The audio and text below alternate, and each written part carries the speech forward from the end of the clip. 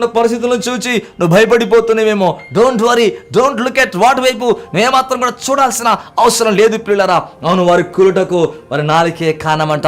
కొందరి జీవితం ఏం తెలుసా?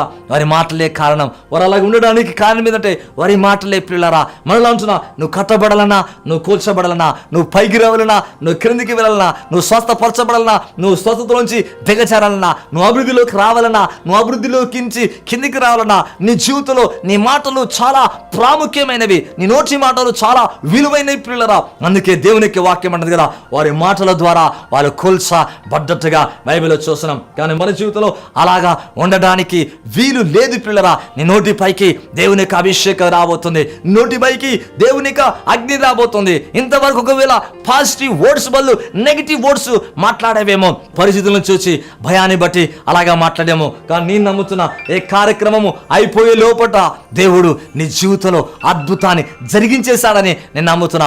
ఆల్రెడీ బిగిన్ అయింది దేవుని యొక్క మహిమ దిగి రావటం, ఆల్రెడీ బిగిన్ అయింది దేవుని యొక్క వర్కింగ్ పవర్.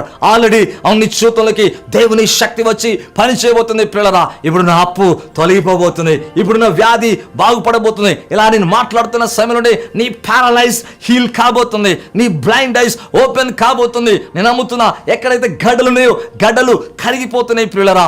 నీకు నా క్యాన్సర్, నీకు నా ఎయిడ్స్, నీకు నా షుగర్, నీకు నా బీపీ, నీకు నా కిడ్నీలో ప్రాబ్లం, నీకు నా అరికాల నుంచి నడినెత్తి వరకు ఏ ప్రాబ్లం అవుతుందో ఆ ప్రాబ్లం అని కూడా నీ జీవితం నుంచి తొలగిపోబోతున్నాయి పిల్లరా. ఎందుకంటే నమ్ముతున్నా, ఈ మాటల్లో జీవం ఉన్నది, ఈ మాటల్లో శక్తి ఉన్నది పిల్లరా. నీ మాటలు నీ జీవితాన్ని కట్టగలవు, కూల్చగలవు. కనుక కట్టుకునే మాటలు మనం మాట్లాడాలా. అందుకే దేవుని యొక్క వాక్యం అంటుంది కదా, యాకోబు రాసిన పత్రిక 3వ అధ్యాయం 10వ వచనాన్ని కనుక చూస్తే, ఒక్క నోట నుండి బైబిల్ ఉంటుంది కదా, ఆశీర్వచనం శాపవచనం బయలు వెళ్ళిన నా సహోదరులారా, ఈలాగు ఉండకూడదు. నీటి బుగ్గలో ఒక్క జల నుండి తీయని నీరు చేదు నీరు ఊరున నా సహోదరులారా, అంజూరపు చెట్న ఒలివ పండ్లైనను ద్రాక్ష తీగను అంజూరపు పండ్లైన కాయన అటువలే ఉప్పు నీళ్ళలో నుండి అవును తీయని నీళ్లు ఊరునా. చూడండి, దేవునికి వాక్యం చూస్తే ఒక్క నోటి నుండి ఆశీర్వచనం శాపవచనం బయలు వెలునా. అవును నా సహోదరులారా, ఈలాగా ఉండకూడదు. నీటి బుగ్గలోంచి ఒక్క జల నుండి తీయని నీరు అవును చేదు నీరు ఊరునా. అలాగ ఊరదు కదా పిల్లరా. నా సహోదరులారా, అంజూరపు చెట్న ద్రాక్ష పండ్లు పుట్టవు, ద్రాక్ష చెట్న అంజూరపు కాయలు కాయవు. అలాగే ఉప్పు నీళ్ళ నుండి తీయని నీళ్లు పారవు.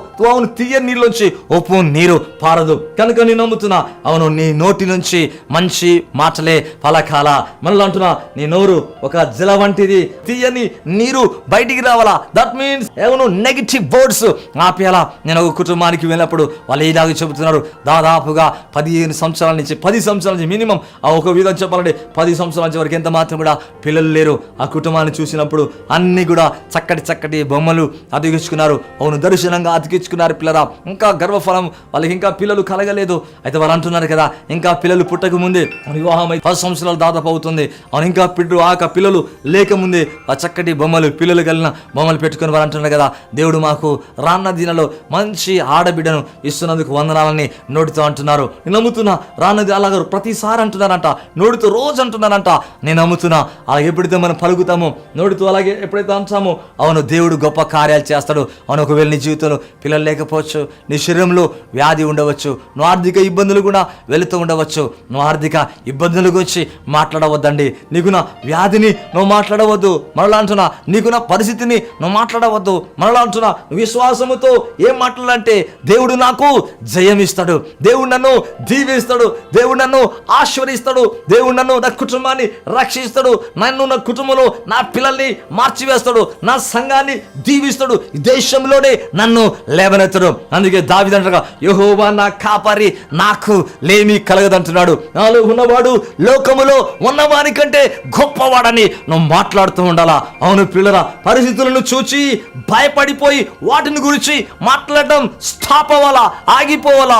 అవును, దేవుని ఆత్మ ద్వారా వాక్యాన్ని మాట్లాడాలా. విశ్వాసముతో మాట్లాడటం నేర్చుకున్నప్పుడు నీ జీవితంలో జయ జీవితాన్ని చూడగలవు పిల్లరా. అందుకంటున్నాడు కదా, ఒక్క జల నుండి చేదు నీరు తీయని నీరు ఊరునా, ఒక్క నోటి నుండి ఆశీర్వచనం శాపవచనం అవును బయలు వెళ్ళునా. బైబిల్ అంటుంది కదా, అలాగూ ఉండకూడదు. అవును, తీయని నీరే ఊరాలంట.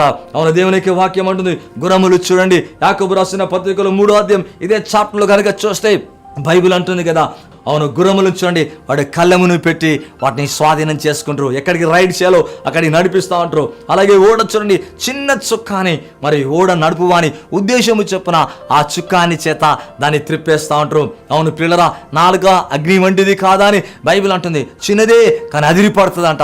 చిన్నదే పాప ప్రపంచమైన ఈ శరీరమును మాలిన్యము కలగజేస్తుందంట. దేవుని యొక్క వాక్యం అంటుంది. పిల్లలు లేని నీవు ఇక పిల్లలు లేని స్థితిని గురించి మాట్లాడటం కాదు పిల్లరా. అవును పిల్లలు నాకు కలుగుతారు. వివాహం కానీ నీవు వివాహం త్వరగా జరిగిస్తాడు. పరిస్థితులను బట్టి కృంగిపోక, భయపడక, దిగులు పడక, వ్యాపారంలో అభివృద్ధి లేకపోతే అయ్యా నాకు వ్యాపారంలో అభివృద్ధి ఇస్తామని మాట్లాడాల. దేహంలో ఒకవేళ మంచి ఆరోగ్యం లేకపోతే అయ్యా ఆరోగ్యం ఇచ్చేస్తామని మాట్లాడాలా. ఒకవేళ ఇంటి వారు ఇంకా రక్షించబడకపోతే ప్రభా నా ఇంటి వారందరినీ రక్షించేస్తామని మాట్లాడాల. పిల్లల విశ్వాసంతో మాట్లాడిన మాటలు అపవాది మీద అపజయాన్ని, అవును అపవాదికి అపజయాన్ని కలగజేస్తాయి, అపజయ పాలును కలగజేస్తాయి. మరలా అంటున్నా, సరిగా అర్థం చేసుకోవాలా. విశ్వాసముతో మాట్లాడి అపవాదిని అపజయం పాలు చేయాలా. మరలా అంటున్నా, విశ్వాసంతో మాట్లాడి అపవాదిని అపజయం పాలు చేయాలా. అవును విశ్వాసంతో నువ్వు ఎప్పుడైతే మాట్లాడుతూ అపవాది, మరలా అంటున్నా సాతాను లేకపోతే డెవిల్ వాని కార్యములు, వాని యొక్క క్రియలు, వాని యొక్క పరిస్థితులన్నీ కూడా అవును ఏమైపోతుంటే నశించిపోతాయి పిల్లరా. అవును దేవుని యొక్క వాక్యం ఉంటుంది. మార్కు సువార్త 11వ అధ్యాయం 23-24 వచనాన్ని కనిపిస్తే, ఎవడైనా నీ కొండను చూచి నువ్వెత్తబడి సముద్రములో పడమని చెప్పి తన మనస్సులో సందేహించకుండా అవును తాను చెప్పింది జరిగిన నమ్మేలా వాడు చెప్పినది అలాగూ జరుగునని మీతో చెప్పుచున్నాను. అందుచేత ప్రార్థన చేయనప్పుడు మీరు వేడి కొరకైతే ప్రార్థన చేసినారో అవి పొందినామని నమ్ముడి, అప్పుడు అన్నీ మీకు కలుగును. ఇక్కడ ప్రభు అంటున్నాడు కదా, ఎవడైనా ఈ కొండను చూచి విశ్వాసంతో సందేహింపకుండా అవును ఈ కొండను చూచి ఎత్తబడి సముద్రంలో పడమని చెప్తాంట, అందులో పోతుందంట. What a wonderful God. అవును సందేహము లేకుండా మాట్లాడినప్పుడు అవును వ్యాధి అనేకుండా, అవును అప్పు అనేకుండా, నీ క్యాన్సర్ అనేకుండా, అవును షుగర్ అనేకుండా, లేకపోతే పాపం అనే నీ కొండ ఏమవుతుందో తెలుసా, ఎత్తబడి అందులో పడిపోతుంట. ఒక దినాన నిజంగా నేను పనిచేస్తున్న స్థలంలో పెద్ద వర్షం వస్తుంది. నేను అన్నాను కదా ఈ వర్షం యేసు నామములో అటుగా వెళ్ళి పడునుగా కానను, అటుగా వెళ్ళి ఈ వర్షం రెయిన్ కురుసునుగా కానను. వెంటనే ఇక్కడ పడాల్సిందిగా, నేను చేసే పని స్థలంలో పడాల్సిందిగా ప్రక్క భాగంలో పట్టణం చూశాను. వాట్ ఏ వండర్ఫుల్ అండి. దేవుని నామం ఎంత అద్భుతమైంది. నువ్వు సందేహం ఉంచకుండా నువ్వేమైతే చెబుతావో ఆ కార్యం జరుగుతుందంట. నీకు నేను చెప్పబోతున్నాను, ఓ ప్రవచనం చెబుతున్నాను. రానున్న దినాల్లో నీ పిల్లలు కలగబోతున్నారు, నీ ఆర్థిక పరిస్థితులు మారబోతున్నాయి, నీ గడ్డలు కరిగిపోతున్నాయి, నీకున్న క్యాన్సర్ హీల్ అవుతుంది, నీకున్న బాధ ఏమైతుందో నీ శరీరం నుంచి వెళ్ళిపోతుంది. పిల్లరా ఇప్పటికే నమ్ముతున్నా, జస్ట్ నువ్వు వింటున్నప్పుడే బీ హీల్ అవుతున్నావు. నీకున్న వ్యాధి వెళ్ళిపోతుంది, నీకున్న సమస్య నుంచి నువ్వు బయటికి వస్తున్నావు. ఎందుకు తెలుసా, విశ్వాసం సందేహం లేకుండా మాట్లాడేది దేవుని కార్యాలు జరిగిస్తుంది. నీకు నేను ప్రార్థన చేయబోతున్నా, వాట్ ఏ మైటీ గాడ్. నీకు నేను ప్రార్థన చేయబోతున్నా. ఏ స్థలంలో ఉన్నా, ఎక్కడ ఉన్నా, ఏ స్థితిలో ఉన్నా, ఏ స్థితికి ఉన్నా నువ్వు వెళుతున్నా, ఎండిన ఎముకలు చూసి అంటున్నాడు కదా, జీవము కలుగునే కానీ ఇసిక్యా ప్రవచించినప్పుడు ఎండిన ఎముకలు జీవాన్ని పొందినాయి అంట. అలాగే నీ కొరకు ఎండిపోయిన నీ జీవితంలో, ఎండిపోయిన ఆర్థిక పరిస్థితులు మారిపోతున్నాయి. పిల్లరా కొండను చూసి వెళ్ళిపో అంటే ఎవడైనా విశ్వాసం నుంచి సందేహం కూడా చెప్పినప్పుడు అది వెళ్ళిపోతుందంట. ప్రభు నీ కొరకు గొప్ప కార్యం చేయబోతున్నాడు. పరిశుద్ధమైన తండ్రి నీకు వందనాలు ప్రభా. అయ్యా ఈ కొండను చూచి అయ్యా సందేహం లేకుండా చెప్పినప్పుడు, అయ్యా తన్ని సముద్రంలో పడమన్నప్పుడు అది పడుతుందన్నావు నాయన. అయ్యా ఎన్నడూ కూడా ఆ సమస్యగా వారి జీవితంలో చూడద్దయ్యా. ప్రతి వ్యాధి అనకుండా, ప్రతి క్యాన్సర్ అనకుండా, ఎయిడ్స్ అనకుండా, అయ్యా ప్రతి బలహీనత అనకుండా, పాపము వేర్లు యేసు నామములో ఎండిపోనుగాక. ప్రతి క్యాన్సర్ వేర్లు ఎండిపోనుగాక. ప్రతి పేదరిక వేర్లు ఎండిపోనుగాక. యేసు నామములో ప్రతి కొండ వెళ్ళి అమాంతర సముద్రములో పడనుగాక. వారి బలహీనతలని వెళ్ళిపోనుగాక.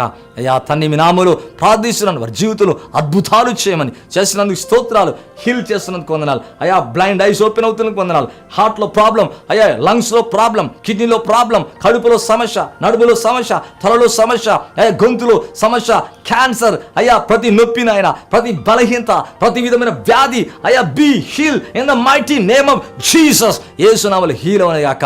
అద్భుతాలు చేస్తున్నందుకు స్తోత్రాలు చేస్తూ అయా సందేహం లేనటువంటి అయా విశ్వాసంతో కూడిన మాటలు ధ్యానిస్తాయి. విశ్వాసంతో మాట్లాడి మేము జయం పొందుటకు సాయం చేయమని యేసు నామమున అడిగి వేడుకుంటున్నాను తండ్రి, ఆమేన్. నమ్ముతున్న ప్రియులరా దేవుని స్వస్థపరిచాడు, నీకు వ్యాధిని తొలగించాడు. నువ్వెందుకు సాక్ష్యం చెప్పకూడదు? సాక్ష్యం చెప్పండి. అలాగే ఈ కార్యక్రమాల కొరకు ముందుకు రండి. దేవుడు మిమ్మల్ని దీవించి ఆశీర్వదించండి గాక.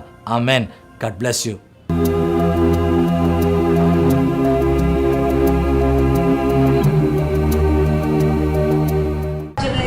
బాగా తలనొప్పి వచ్చేది. నైట్ నిద్ర కూడా పట్టేది కాదు. టాబ్లెట్ వేసుకుంటేనే 3ంటికో ఎప్పుడో నిద్ర పట్టేది. లాస్ట్ వీక్ అన్నయ్య ప్రేయర్ ఆయిల్ వేసి ప్రేయర్ చేశారు. దాంతో నాకున్న తలనొప్పి అంతా తీసివేయబడింది. దేవుని నామములో ఈ చిన్న వాక్యం తీర్చుకున్నాను. ఈ వారంలో సాతానుడు ఎందుకు కానీ ఈ 2 కంటికి బాగా వాపొచ్చి దురద మంట, అసలు నేను తట్టుకోలేకపోయాను. ఎందుకు ఇలాగా మంట వస్తుంది, దురద వస్తుంది, నాకేం అర్థం కావట్లేదు. బాగా ఏడ్చి ప్రార్థన చేసి ఈ మోజెస్ పాస్టర్ గారు ఇచ్చిన కొబ్బరితో ప్రార్థన చేసి మొత్తం రుద్దేసరికి వాపంతా తెల్లారి మొత్తం దేవుడు ముట్టి స్వస్థపరిచినందుకు దేవునికి స్తోత్రం చెల్లిస్తున్నాను. ఈ కొద్ది సాక్ష్యం దేవుడు దించుగాక. ఆమేన్.